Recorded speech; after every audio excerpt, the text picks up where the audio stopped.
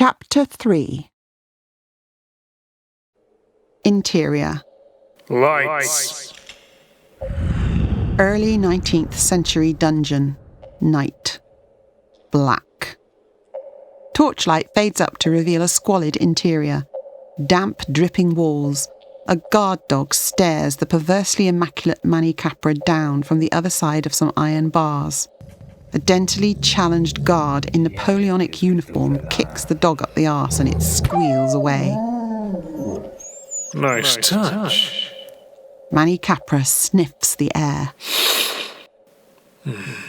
Rinky dinky stinky. Excellente.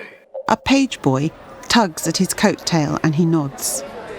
The muted tones of a quadrille français waltz. Interior, ballroom, night. The ostentatious contrast is upon us in the blink of an eye. Famous faces from history are everywhere, adorning period costume, waltzing and cavorting. Hale Vanity holds court with Veronica Lake, Harrison Ford, Greta Garbo, David Bowie, Josephine Baker, Astaire and Rogers. The latter pair peel off and dance around Mannycapra and his young companion. Memo.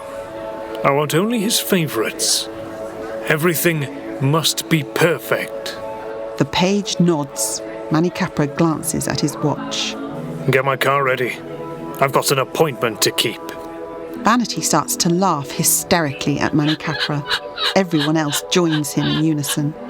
They bear down on him as it becomes a cacophony drowning out the orchestra. Oh, that is good. Bravo, engineer bots. The faces are millimetres away, pointing, jeering, screaming with a hilarity. The page nods.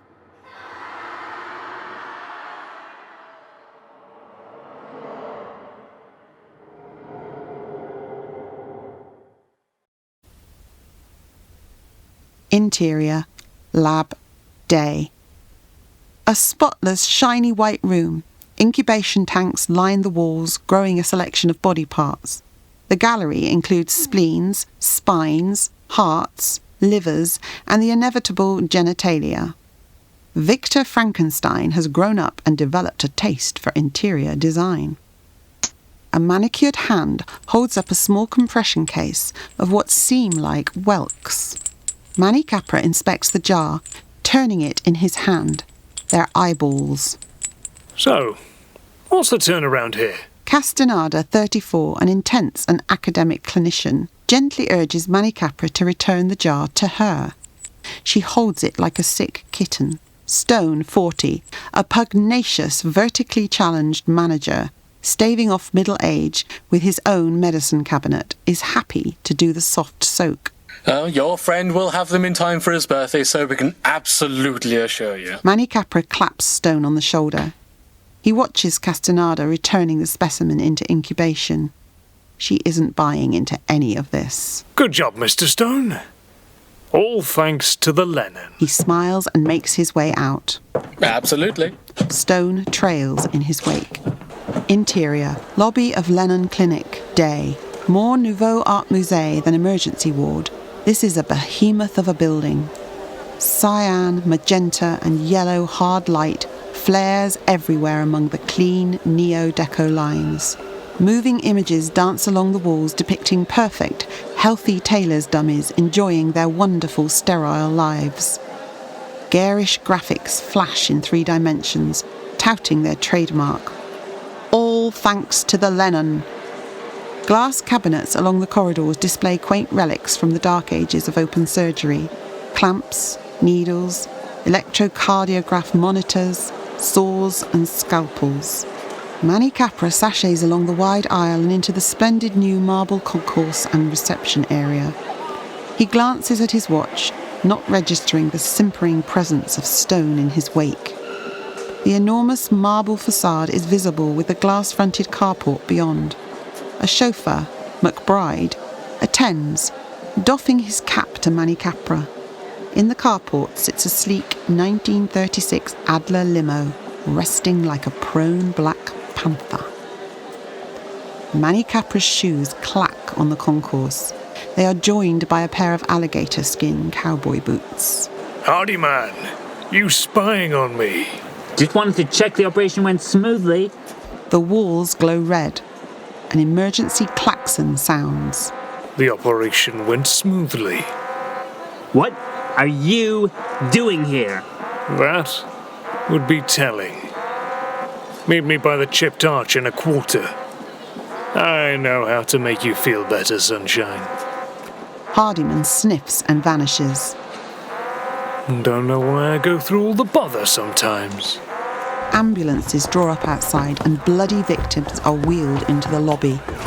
The calm transforms to panic and terror all around Mannycapra as he makes his way to McBride. Stone is banjaxed by the emergency, falling behind as he addresses the casualties. Get me out of here. I've seen enough. McBride nods. Mannycapra besets a god among men. Mannycapra, positive be it so. Mannycapra gurns in derision. The voice came from behind him. He dons his best smile and vault faces. Sebastian! Valentina! Oh my God! What happened? Muller, 50, looks 20, and Di Firenze, 60, looks 20, prop each other up, their OTT threads covered in brain matter and crimson fluid, faces white as boiled shit. It was so prettified, Manny. Just like Woodstock again, Uber Woodstock. Uber Woodstock, 1969. Okay. Really? Wow. I was right proximo to hail vanity when it happenstance. What happened? I can't bring myself to inform us you. Informace him, Sebastian Muller. She's dead, Manny. They murdered her at our rally. The him part added on the death count. I like the him part of hail vanity more so. Buffy tight. Not a probe, Valentina. Mannycapra does his best to look stunned. McBride looks at his watch. OMG, how dreadful, terrible. Poor Hardyman will be devastated. 'Twas lunacy, Uberhabeged. Uber disastratro. Are you injured? Can I get you anything? I know not. Guys, this is Bart Stone, head clinician here at the Lennon. Mannycapra snaps his fingers. Stone is there in an instant. He will take the best care of you, won't you, Bart?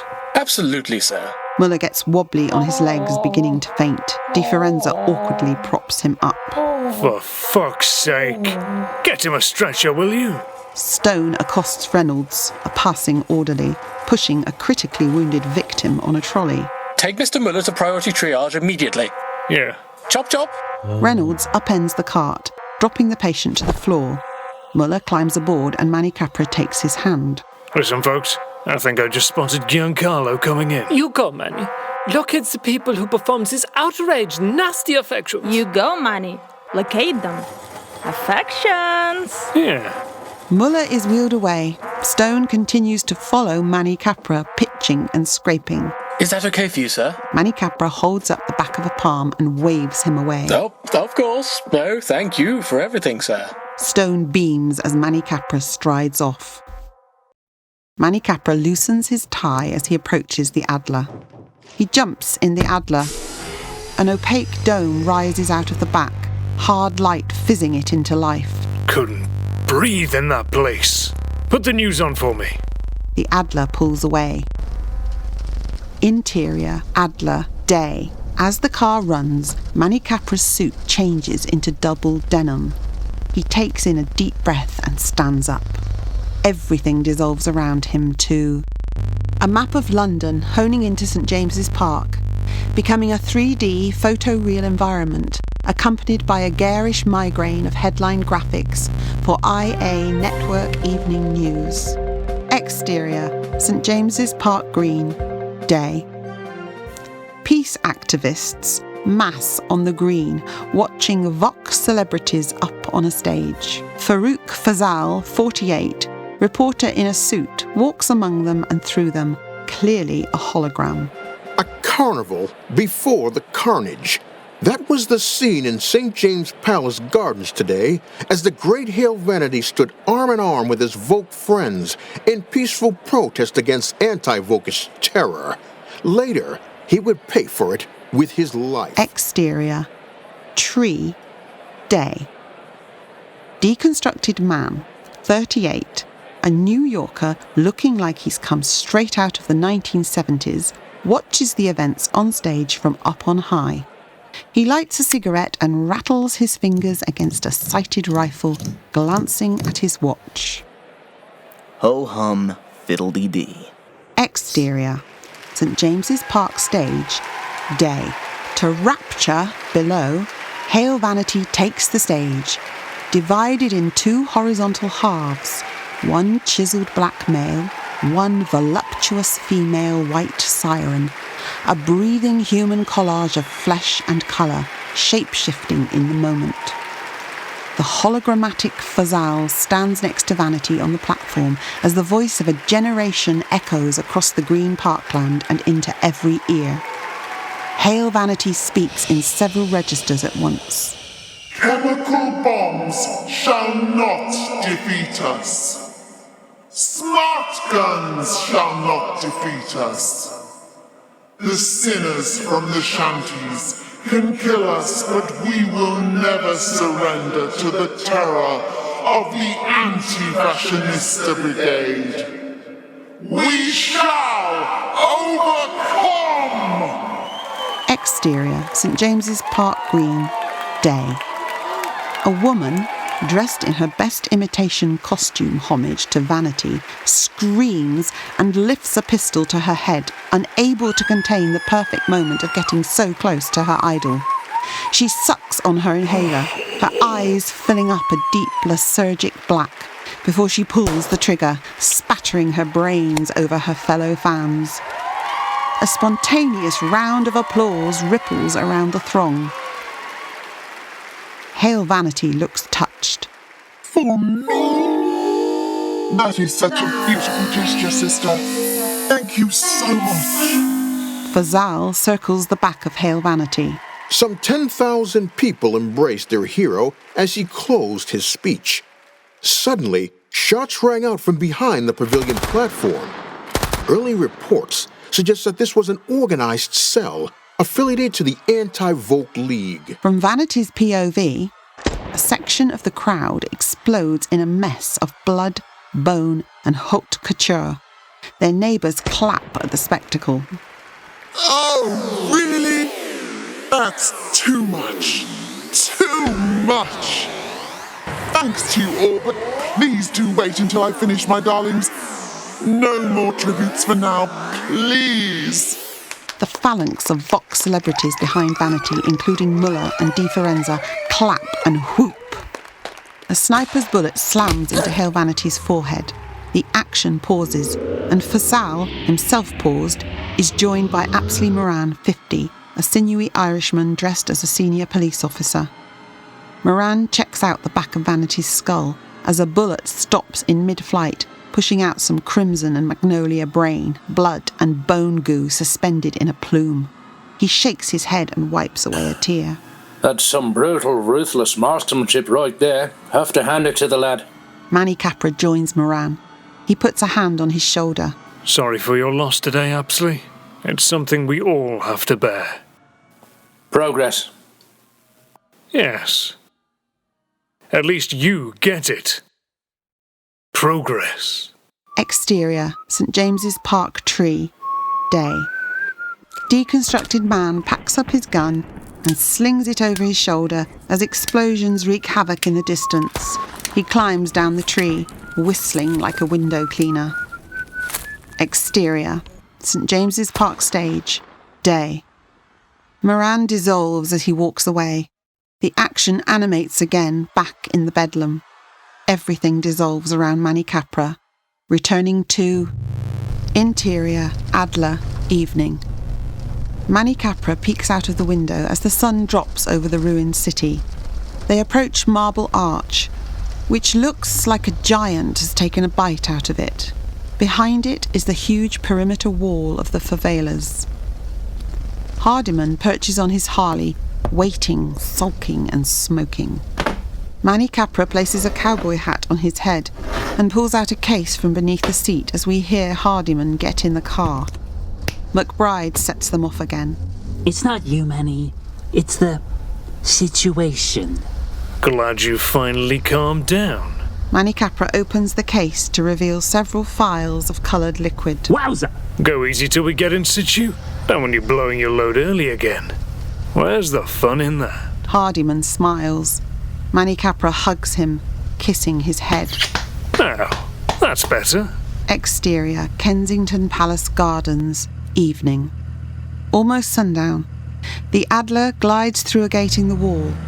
A sea of tents and makeshift timber and corrugated iron homes are visible right across what used to be Kensington Palace Gardens and Hyde Park. The Adler parks over a riser. A couple of bullets ping off the bodywork and tinted windows to no effect. The dome appears again, and with a hydraulic hiss, the car starts to rise above the park on a moving platform. Interior, Adler, evening. Both men clutch Winchester rifles. Hardiman looks like a kid at a fancy dress party in his cowboy outfit. He pops a phial into an inhaler and takes a hit. His eyes go black and feral. Mannycapra is already high, but altogether more controlled. The higher vantage lets them see right across the favelas. The shanty transforms into the entire Sioux, Arapaho and Cheyenne nations in war party, facing them in battle. Mannycapra cocks his rifle. Told you I'd make it up to you. Hardiman howls at the top of his lungs and aims at a warrior running below them. He shoots.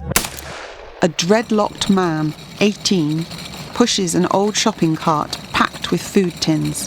The bullet drops him, killing him instantly. Beyond the gates to the palace stands Duffy Scanlon, 41, tall, refined Rastafarian. Featherblade, 31, his stocky wingwoman, looks like she wants to challenge the Adler. Duffy stops her and shakes his head grimly. FB fumes. Yeah!